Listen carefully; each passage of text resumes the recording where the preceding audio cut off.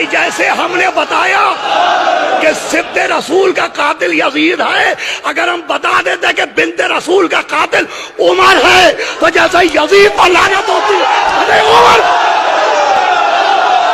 اکثر لوگ یہ سوال کرتے ہیں کہ آیا صحابہ کو گالی دینے سے کوئی کافر ہوتا ہے یا نہیں؟ فتاوی فریدیہ، فتاوی حقانیہ تمام، یہاں تک کہ مفتی شفیع صاحب رحمۃ اللہ علیہ نے انہوں نے بھی یہ بات لکھی ہے کہ صحابہ کو گالی دینے سے کوئی کافر نہیں ہوتا۔ ابھی سوال یہی ہے کہ اہل تشیع حضرات جو صحابہ کو گالیاں دیتے ہیں تو یہ بات غلط ہے۔ شیعت کے اندر، فقہ جعفری کے اندر گالی دینا، البتہ وہ تبرہ کرتے ہیں ان صحابہ سے جنہوں نے اہل بیت کو دکھ دیا۔ ابھی ہم ان کو برا بلا کہیں جب ہمارے تمام فتاووں میں یہ بات موجود ہے، تمام کتابوں میں یہ باتیں موجود ہے۔ آپ تاریخ الاستیعاب اٹھائے، آپ تاریخ طبری اٹھائے، آپ البدایہ والنہایہ اٹھائے، وہاں پہ معاویہ کے کرتوت سارے موجود ہیں۔ وہاں پہ ساری بات انہوں نے کہ کیا عمر نے بی بی فاطمہ کو گھر جلانے کی دھمکیاں نہیں دی؟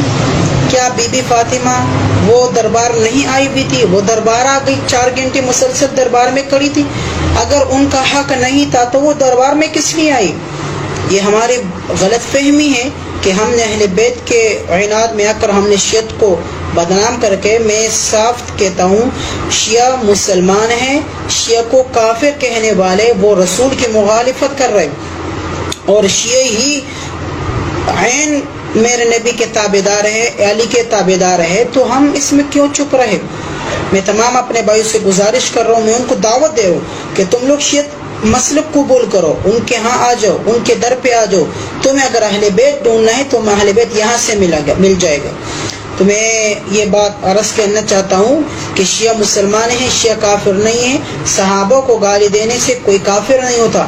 اگر کوئی آدمی معاویہ پر لعنت کرے، طعن کرے، تو معاویہ اس کا حقدار ہے، کیونکہ معاویہ نے کتنے کرتوتے اسلام میں، دین میں، نبی علیہ الصلوۃ والسلام کے بعد انہوں نے اپنی زمانے میں کیا کیا نہیں کیا۔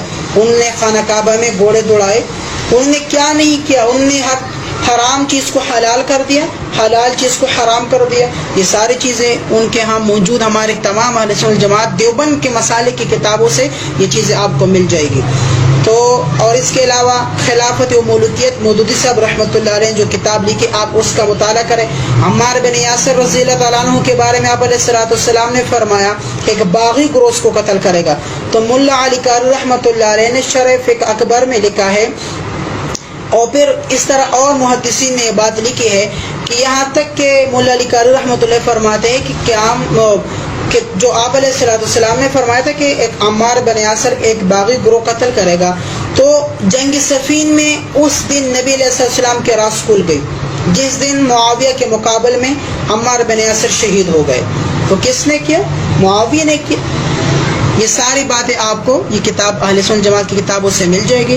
اور میں آخر میں پھر یہ بات کہتا ہوں، شیعہ ہمارا مسلمان بھائی ہے اور میں بھی اہل بیت سے محبت کرنے والے ہوں۔ اگر کوئی مجھے شیعہ کہے تو میں شیعہ صحیح، باقی اہل صحابہ کو گالی دینے سے کوئی کافر نہیں ہوتا۔ وہ ہمارے اکابر کو کافر کہیں، اس سے وہ خود تو کافر نہیں ہو جاتے۔ یہ بھی سن لو کہ تک صحابہ کو کافر کہنے سے آدمی کافر نہیں ہوتا۔ یہ اپنے ہی اکابر کے فتاوی میں میں نے پڑھا ہے۔ میری بات آپ نے سن لی، میری سطح بہت بلند ہے، میں نے ان لوگوں کو پڑھا ہے، ایمانداری سے پڑھا، اور ان کے اصل دفتر میں نے کنگالے کہ شیعہ کہاں سے چلے اور ان کے علم کیا۔ میں اللہ کو گواہ کر کے کہتا ہوں کہ ان میں بڑے بڑے فاضل پیدا ہوئے، ان کے پائے کا ایک بھی نہیں آپ دکھا سکتے۔